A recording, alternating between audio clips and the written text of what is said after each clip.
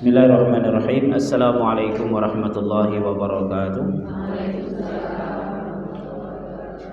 Innal hamdalillah wahdah wallahu la ilaha illa huwal hayyul qayyum. Asbahna wa asbahal mulku lillahi walhamdulillahi la syarika lah la ilaha illa huwa wa ilaihin nusyur.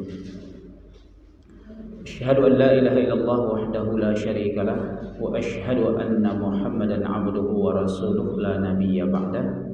Wassalatu wassalamu ala Rasulillah sayyidina Muhammad ibn Abdullah wa ala alihi wa sahbihi wa man tabi'ahu ila yaumil qiyamah.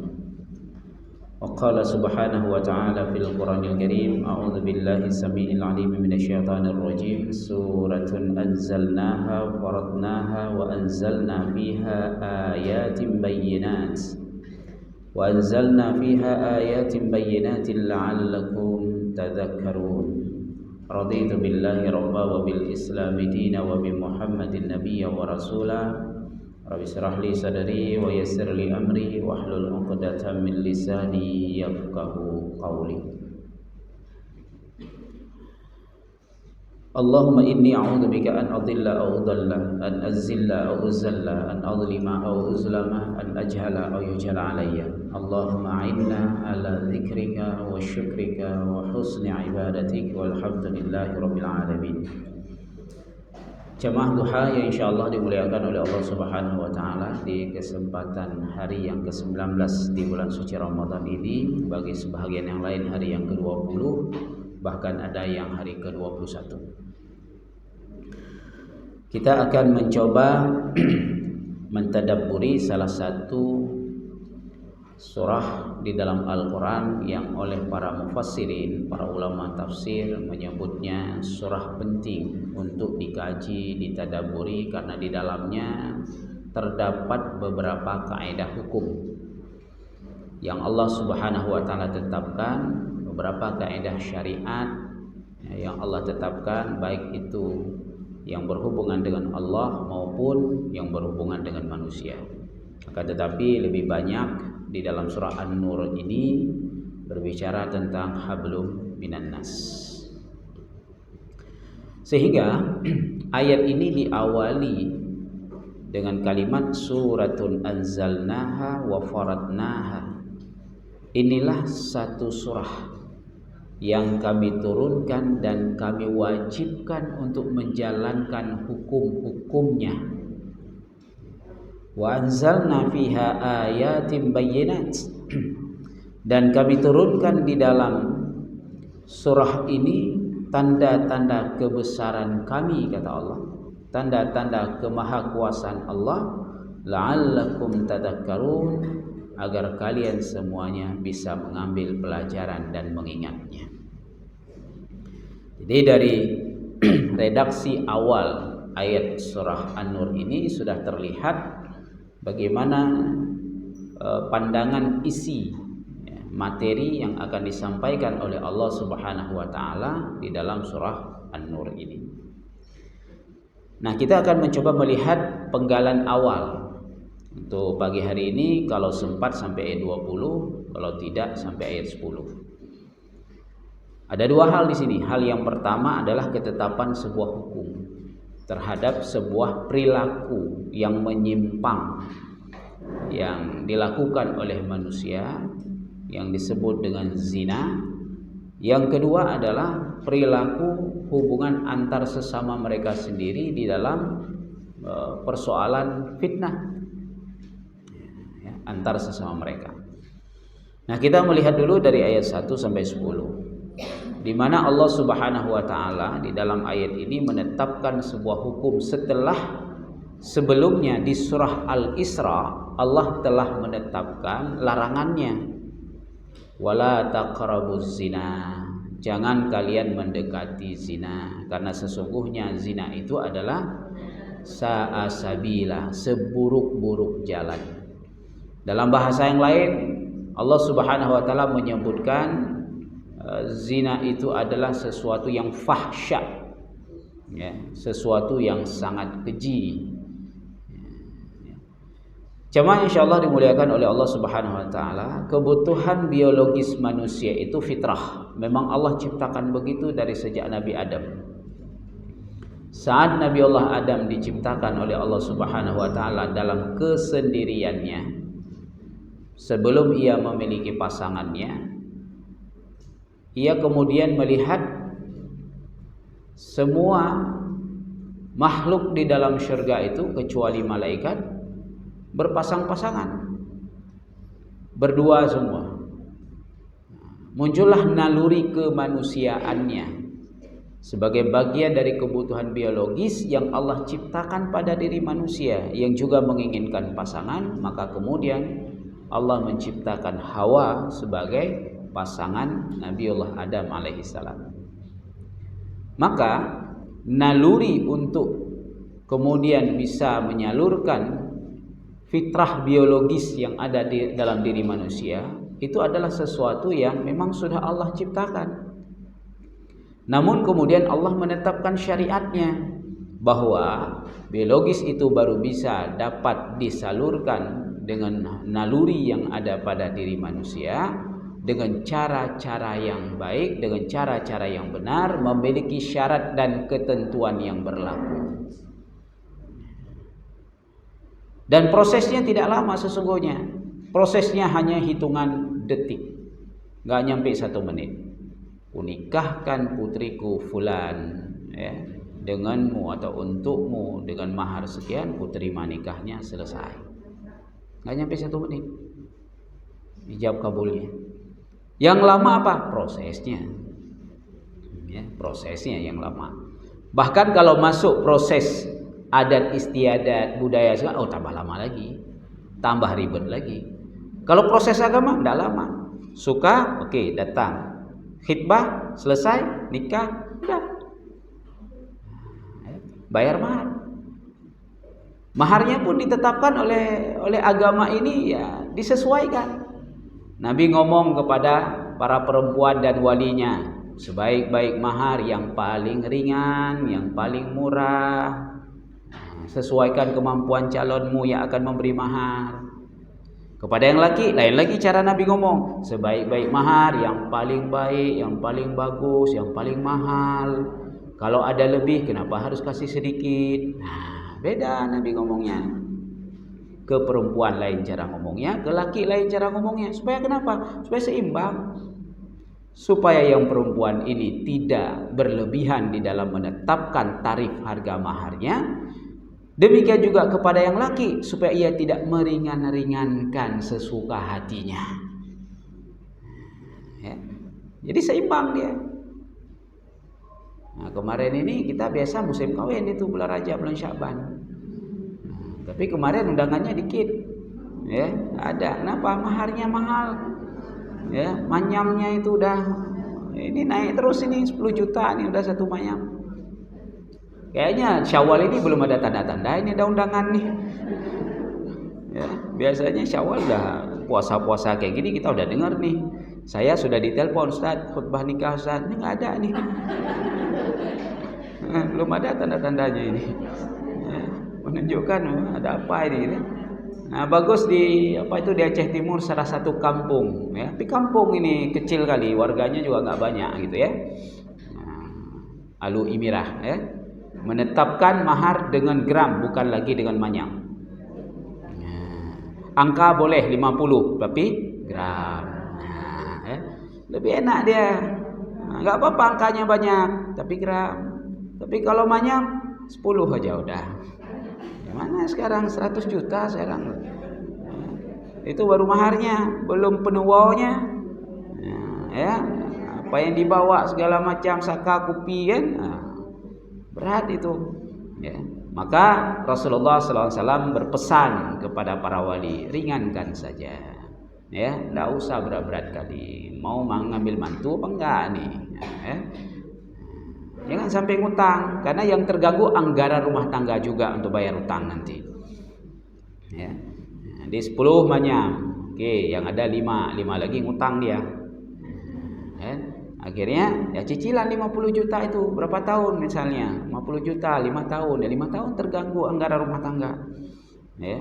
gara-gara harus memenuhi mahar yang tinggi.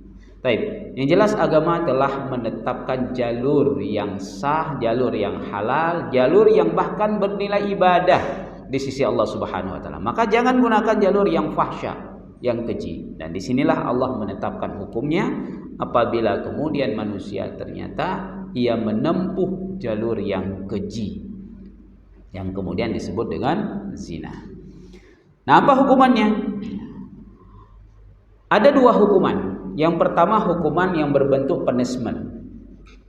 Yang kedua hukuman yang berbentuk sosial, tekanan sosial.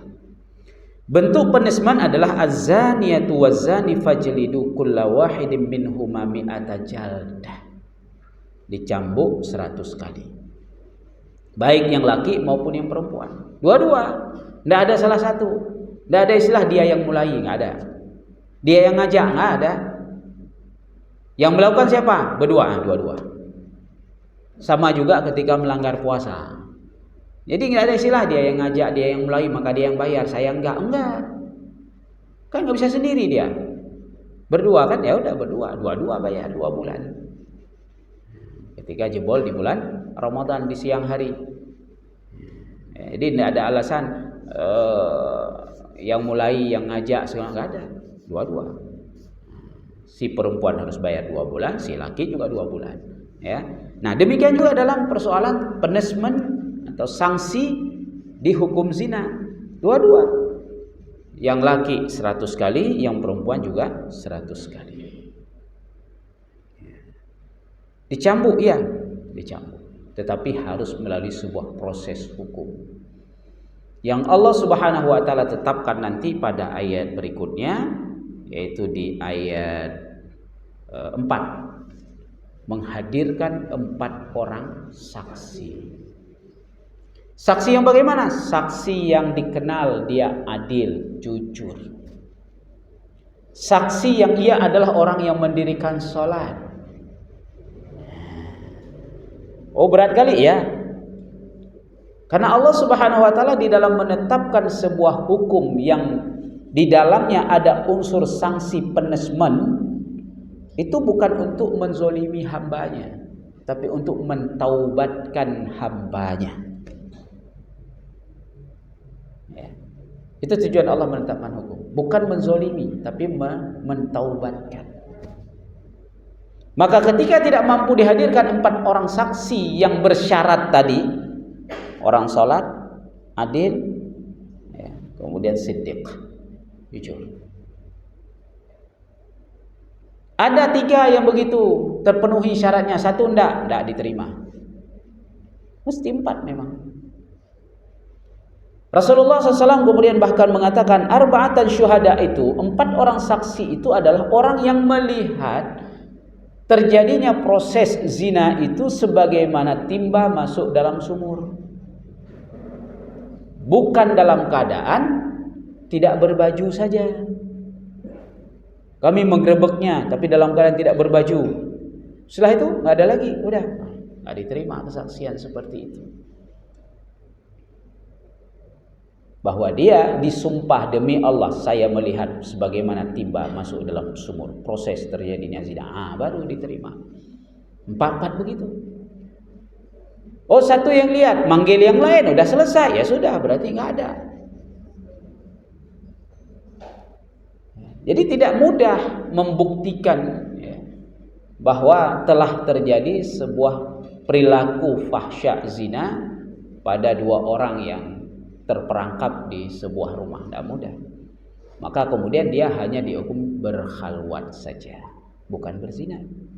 Berkhalwat namanya, ya, di mana mereka melakukan jalan-jalan menuju kepada zina, itu saja. Maka jalan-jalan kemudian hukumnya apa? Tahdzir, peringatan. Peringatan itu macam-macam bentuknya, termasuk salah satunya ya, dikurung beberapa bulan untuk diberikan pemahaman tentang agama dan hukum kepadanya. Bukan hanya sekedar dikurung. Tahdzir itu ada tausiahnya gitu. Ya, dikasih tahu ke dia, ini ayatnya, ini hadisnya, begini hukumnya ya, diajarin dia, diedukasi dia. Ya.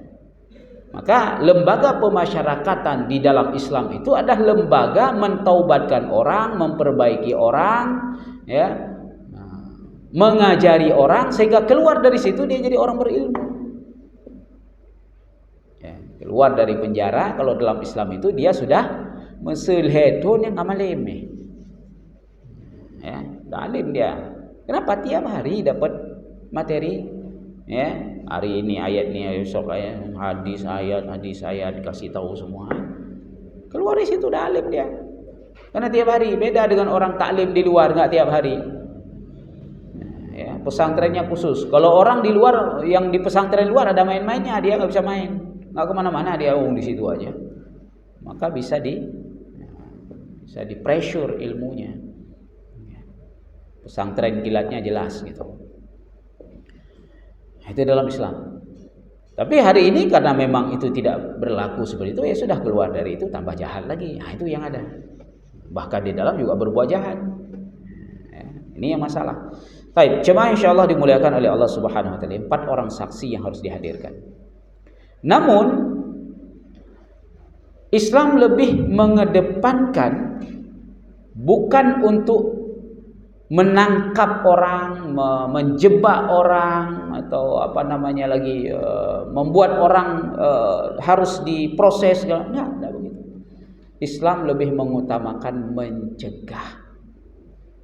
Apabila kita menemukan ada indikasi akan terjadinya zina itu, maka cegahlah. Nah, ini dia. Man ra'a minkum mungkaran, siapa yang melihat ada sebuah kemungkaran atau bunga-bunga mungkar, ya, hal-hal yang akan berlakunya kemungkaran, falyughayyirhu biyadihi, cegah dengan tangannya, dengan kekuasaannya. Fa illam yastati fa bilisani, tidak mampu dengan kekuasaan dengan tangan, ya sudah dengan lisan. Tidak mampu dengan lisan, fa biqalbi, berdoalah agar mungkar itu tidak jadi. Sebuah kesalahan kita kalau kemudian yang dilakukan adalah menjebak orang, mengintip orang, ya. Ketika melihat, itu udah datang, yuk ramai-ramai kita lum yuk. Kan? Tidak boleh begitu. Islam nggak mengajarkan begitu. Islam mengajarkan, ada itu, cegah. Ini gitu. Panggil, cegah. Itu yang diajarkan oleh Islam. Maka menjadi salah apabila kita mengintip. Umar bin Khattab radhiyallahu anhu diriwayatkan oleh Imam At-Tirmizi dan Nisa'i, saat beliau jadi khalifah, beliau kan sering jalan-jalan malam nih, mencari orang-orang yang miskin segala macam gitu ya. Nah, satu ketika beliau melihat ada seorang laki-laki sedang masuk dalam rumah, yang dimana diketahui di rumah itu ada perempuan dan tidak ada laki-laki. Maka Umar pun mengendap-endap sendiri, dia mengendap-endap. Dia lihat laki itu masuk, kemudian dia ngintip. Pada saat Umar bin Khattab radhiyallahu anhu mengintip, melihatlah apa yang terjadilah. Maka Umar kemudian melaporkan 2 orang ini ke pengadilan. Kan Umar bukan hakim, dia khalifah, dia presiden. Laporkan ke pengadilan. Setelah naik ke pengadilan, justru orang ini kemudian menggugat. Apa hukumnya mengintip rumah orang?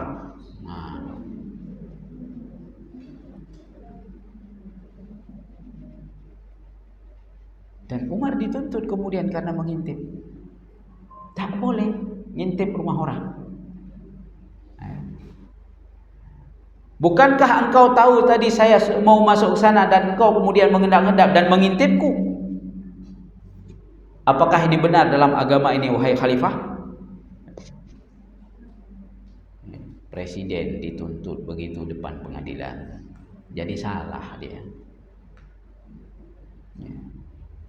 Dan karena Umar tidak mampu menghadirkan para saksi, batal.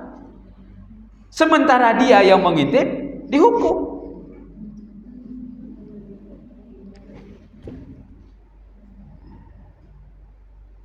Jadi ini yang perlu dipahami, bagaimana Islam menjalankan dan menerapkan hukum itu. Enggak asal nah begitu. Maka akan sulit kalau begitu, susah kali kita. Oh ya, Karena memang Islam bukan diturunkan untuk menzolimi, untuk agar orang terhukum, bukan itu. Maka hal yang paling penting dalam Islam itu adalah mengajarkan, mengedukasi, memberitahukan, memberikan pemahaman segala macam. Itu yang paling penting. Jadi kalau istilah hukum itu apa namanya? Persuasif. Ya, preventif itu setelah persuasif. Sosialisasi dulu, ngomong dulu, beritahukan dulu. Mulai dari tidak boleh pacaran, ngomong, bilang. Yang membiarkan pacaran itu dayus. Orang tua yang membiarkan anaknya berpacaran dayus. Yang mendukung lebih dayus lagi. Membiarkan saja sudah dianggap dayus. Terlaknatlah. Itu bahasa Nabi. Allah dan Rasulnya melaknat orang-orang yang dayus, yang membiarkan anak-anaknya berpacaran atau istrinya yang berpacaran, yang selingkuh. Membiarkan, tidak mendukung, membiarkan, diam. Sudah dayus. Nah, kalau kemudian dia mendukung, diberikan fasilitas, waktu segala macam, jok pempeng lah, Pak peng aja. Nanya lagi, kok belum dijemput kamu?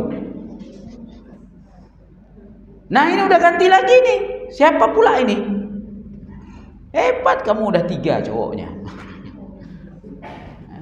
Ini udah di atas dayus lagi, dayus plus ini namanya ini. Orang tua si anak laki-laki yang berpacaran dianggap dayus. Orang tua si anak perempuan itu lebih dayus, karena dihitung dosanya sesuai jumlah rambut anak perempuannya nanti. Lebih dayus lagi. Dosanya double itu. Maka harus diberitahukan kepada anak-anak kita hari ini. Nah, sementara pergaulan bebas, dalam tanda kutip pacaran itu sudah menjadi fenomena yang biasa. Tahun-tahun 80-an orang pacaran itu sembunyi-sembunyi. Begitu kelihatan sama orang lain, udah takut kita. Ya, ada orang tua di kampung gerhem saja udah takut semua orang. Ya, tadi lagi duduk berdua langsung pisah, satu ke timur, satu ke barat lari. Enggak ketemu lagi. Seminggu kemudian baru ketemu karena enggak ada HP. Enggak bisa buat janjian. Hari ini nggak ada, orang tuanya aja agak gerhem. Malah dipersilahkan masuk dalam rumah. Duduk, disajikan lagi makanannya. Nggak jalan-jalan.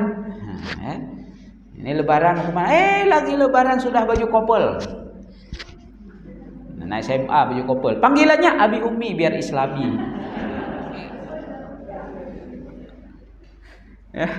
Anak SMA Biumi biar Islami ya. Kemudian lebaran dah baju kopel gitu ya. Kata temu ngidih Gunung Salak. Bulan puasa coba lihat pagi-pagi itu. Pinggir laut itu aja. Pulang subuh jalan dari ujung ke ujung. Anak SMP SMA itu. Yang laki celana buntung ya. Yang perempuan dengan pakaian apa adanya, di atas motor pelukan, duduk di atas batu, itu juga luar biasa. Selfie upload di media sosial. Ya, sang-sang kala kau binau. Saya sering menyampaikan di dalam ceramah-ceramah di sekolah-sekolah, orang pacaran itu karena 2 hal. Yang pertama karena bodoh dungu. Yang kedua karena tidak mendapatkan kasih sayang orang tua. Bodoh dungu, kenapa? Kalian menjual tubuh kalian. Saat kalian memberikan kepada yang sah nanti sebagai suami kalian, itu sudah barang second. Sehingga waktu setelah nikah, ya, jangankan pegangan, ciuman, pelukan saja udah enggak gemeteran lagi, udah biasa, barang second.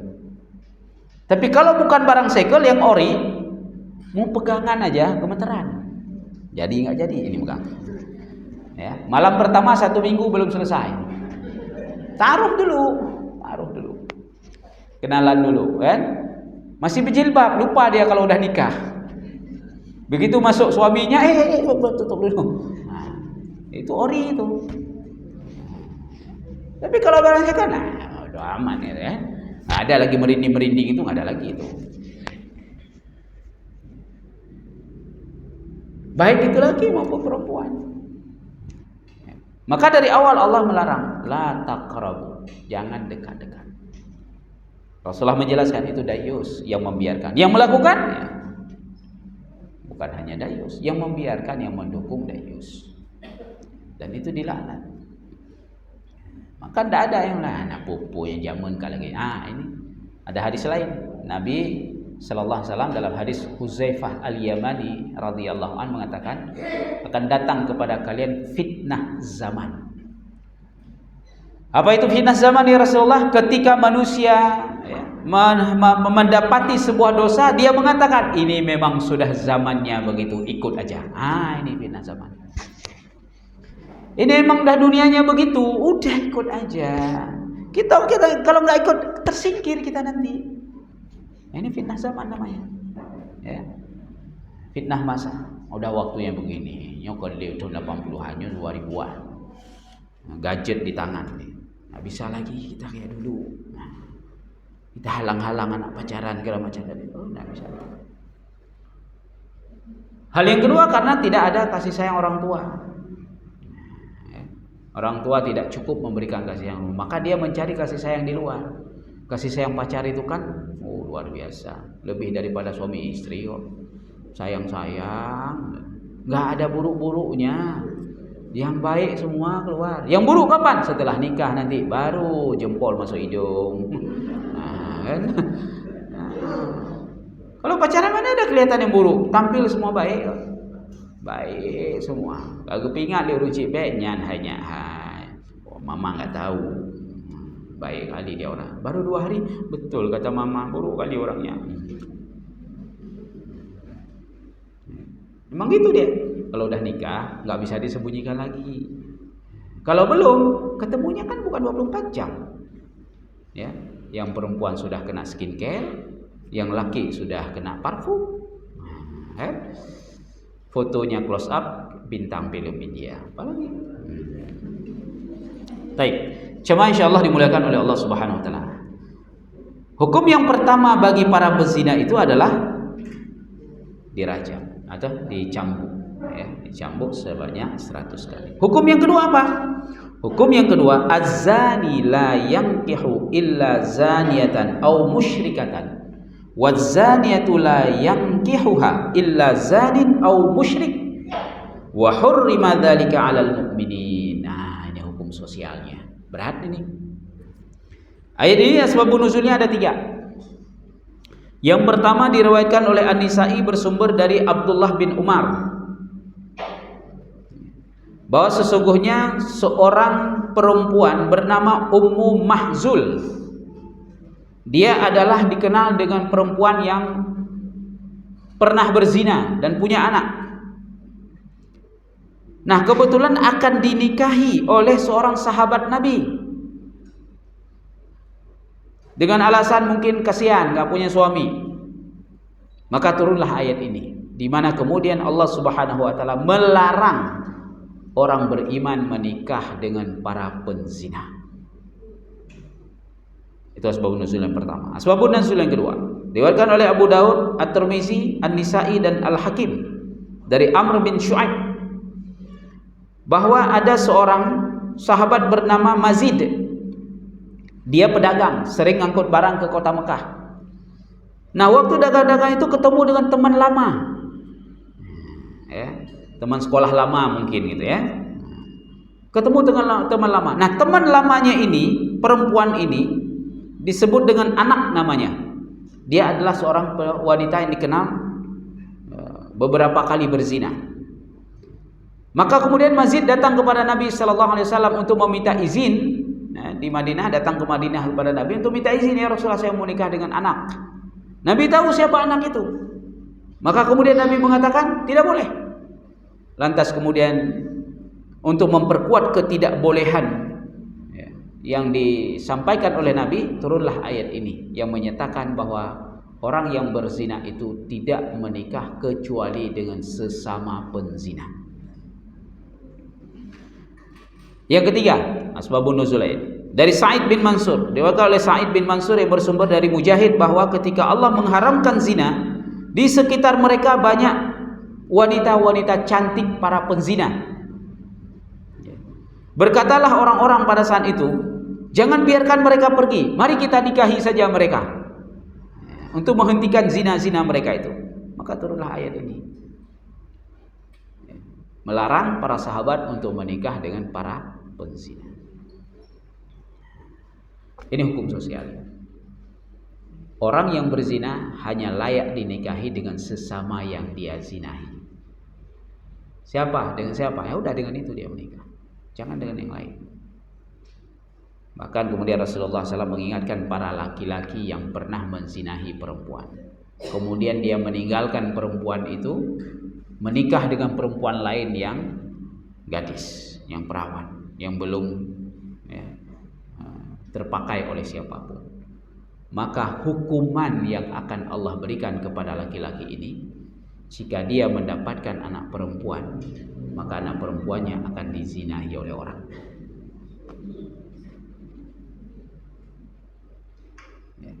Itu hukumannya. Hukuman bagi laki-laki yang pernah menzinahi seorang perempuan, mau dia tinggalin, gak mau dia nikahin, dia nikah dengan yang ori lainnya. Maka kalau Allah menganugerahkan anak perempuan, maka anak perempuan ini akan dizinahi oleh orang. Bahkan kalau dia punya anak perempuan 2, 3, anak perempuan yang paling dekat dengan dirinya, dengan ayahnya, itulah yang akan dizinahi orang. Itu balasannya.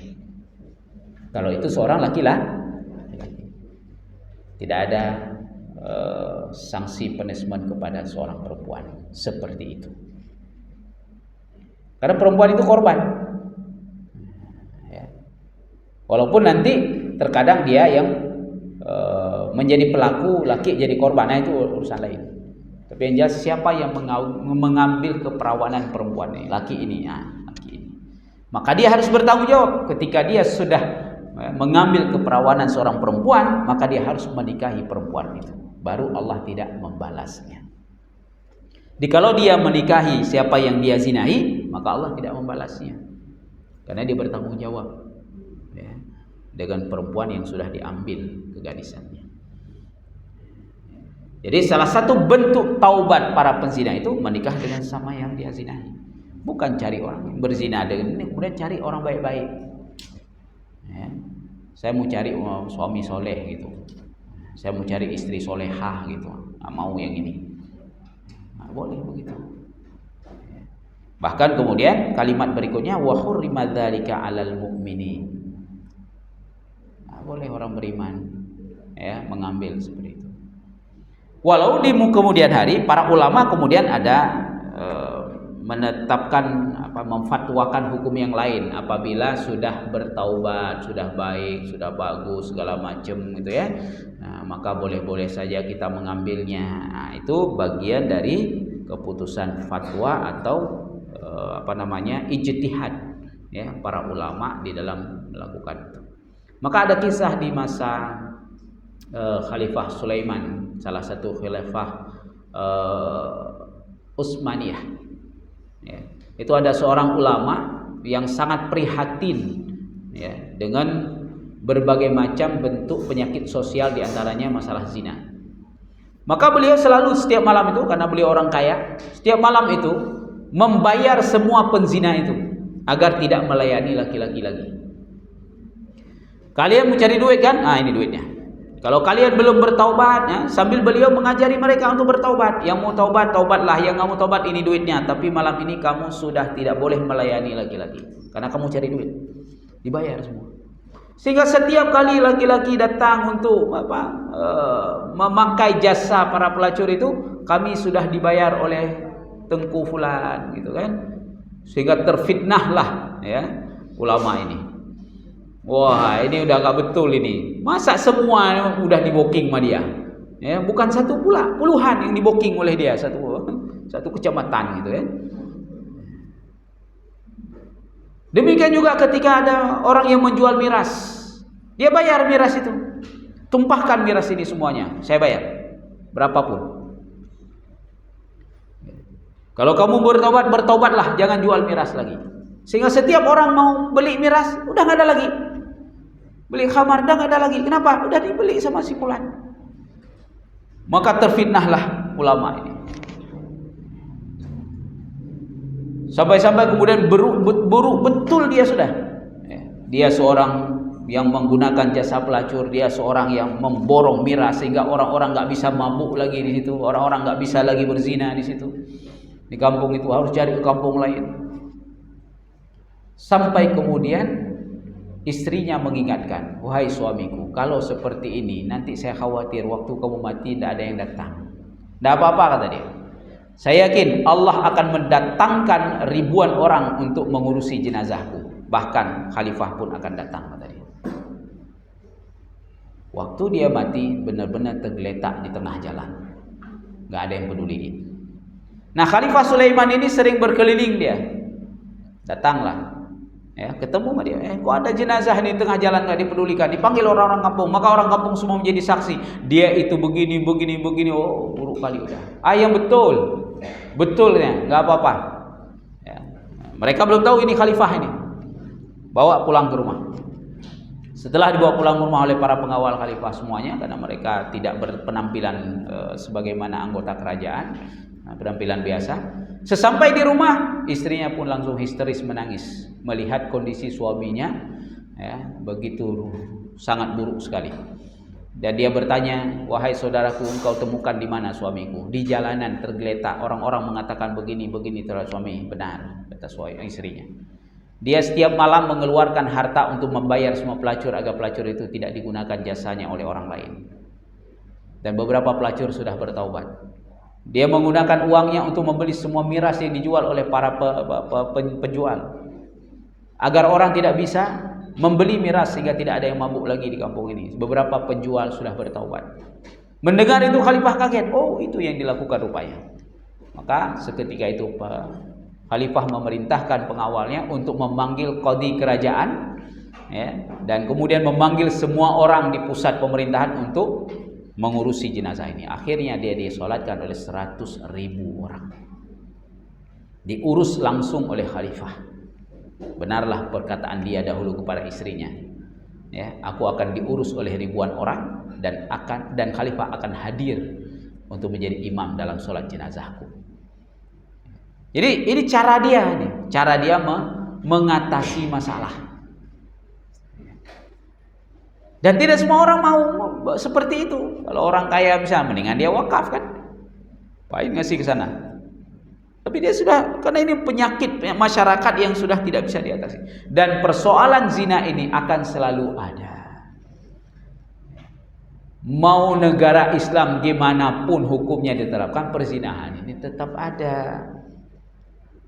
Di seluruh kekhalifahan dalam Islam itu tidak ada kasus perzinahan. Bahkan di masa Khalifah Al-Walid bin Abdul Malik, itu di sekitaran Masjid Nabawi itu rumah bordir, ya, masa Khalifah Al-Walid itu sekitaran rumah bordir itu, sekitaran di pusat kota Nabawi itu sendiri, dekat dengan masjid. Pelacuran luar biasa, orang minum khamar luar biasa. Dan itu belum jauh dari masa sahabat. Ini masa tabi'in ini.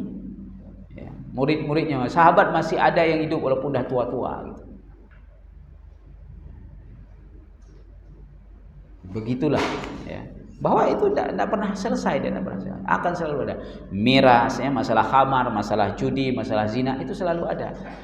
Kita tidak perlu bermimpi ini bersih total, tidak ada lagi semuanya. Tidak ada itu.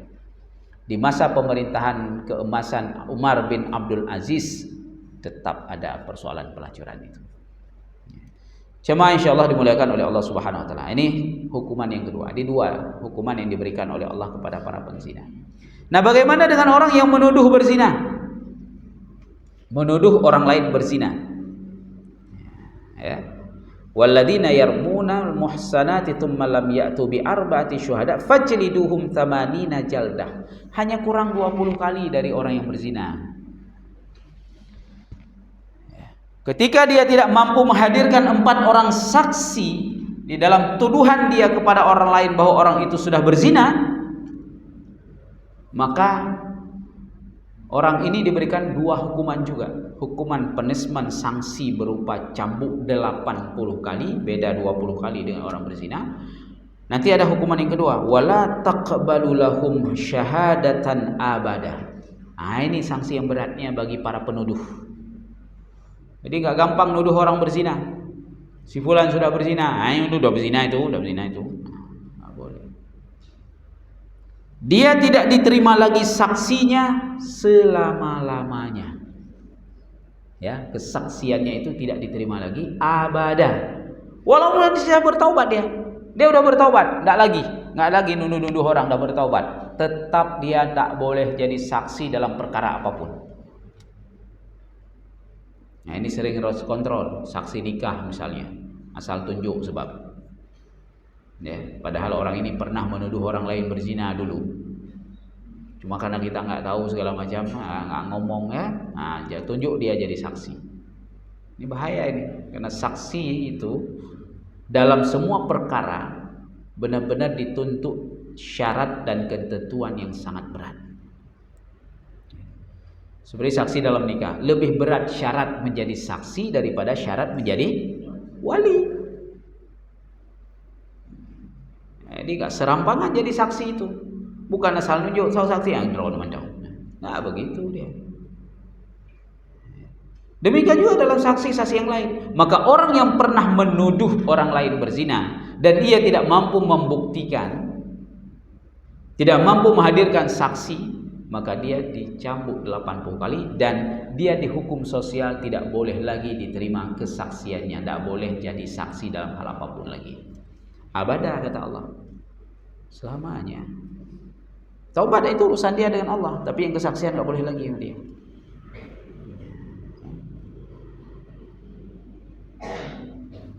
Jemaah insyaallah dimuliakan oleh Allah Subhanahu wa taala. Nah, bagaimana dengan suami yang menuduh istrinya tapi dia tidak punya saksi? Nah, ini juga ada asbabun nuzulnya ayat 6. Asbabun nuzulnya diriwayatkan oleh Imam Bukhari ya, dari Ibnu Abbas bahwa ada seorang sahabat bernama Hilal bin Umayyah mengadu kepada Nabi bahwa istrinya sudah berzina. Nabi kemudian minta bukti dan saksi. Saksi tidak ada ya Rasulullah. Buktinya? Dia pun berkata, ya Rasulullah, sekiranya seseorang dari kami melihat laki-laki lain bersama istrinya, apakah mesti menjadi saksi ya Rasulullah? Nabi tetap meminta buktinya mana. Karena waktu itu belum ada CCTV, belum ada HP bisa direkam, jadi nggak bisa dibuktikan. Saksi nggak ada, bukti nggak bisa diberikan. Maka kemudian Rasulullah mengatakan, maka ini tidak bisa diproses.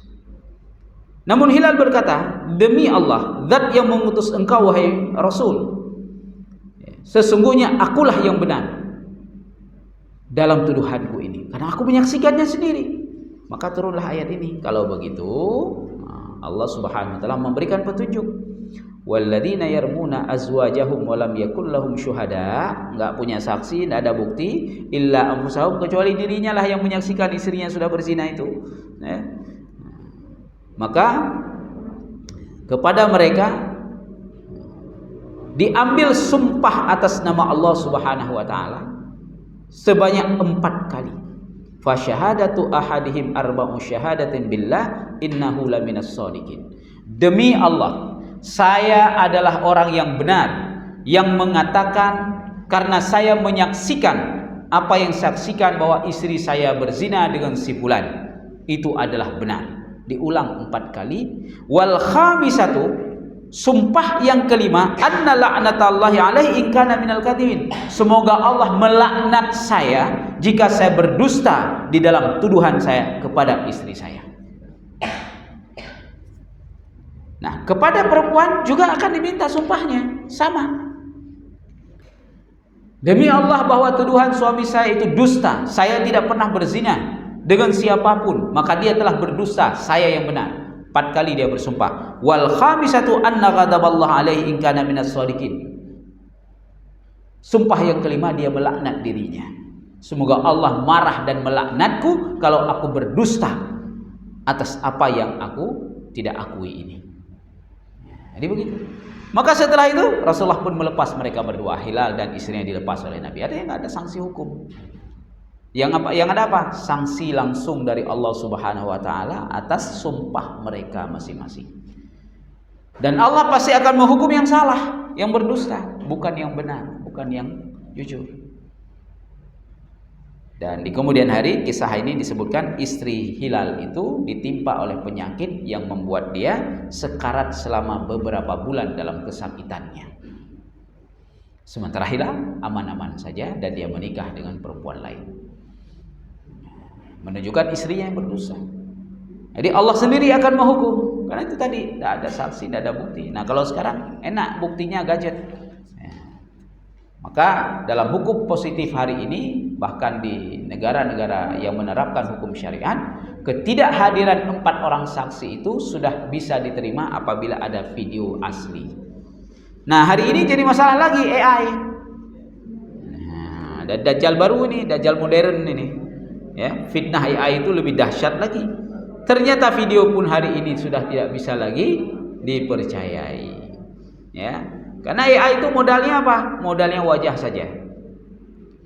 Kita semua punya media sosial. Setiap orang yang punya media sosial pasti ada wajah di sana. Itu bisa diambil. Tinggal ditempel-tempel aja, dibuat video persis asli videonya. Ya, sehingga kita hari ini ketika menonton itu antara asli dan tidak udah nggak tahu lagi.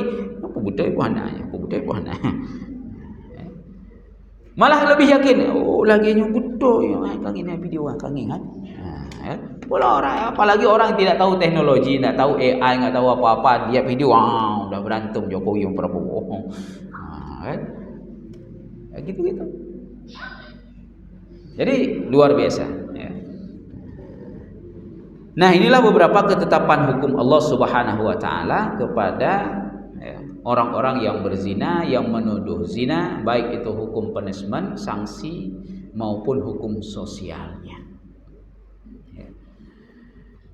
Artinya memang ini adalah sesuatu yang sangat-sangat dibenci oleh Allah sebagai jalan fahisyah, jalan keji yang tidak boleh dilalui oleh siapapun. Baik, jemaah insyaallah dimuliakan oleh Allah Subhanahu wa taala, sampai 10 ini kita tadabburi pada pagi hari ini. Karena 11 dan sampai 20, nah itu panjang lagi, kisah dan ceritanya juga panjang. Nah, oke, kita tunda dulu. Wallahu a'lam bishawab. Ini rekaman ini sampai tutup ya. Demikian, assalamualaikum warahmatullahi wabarakatuh.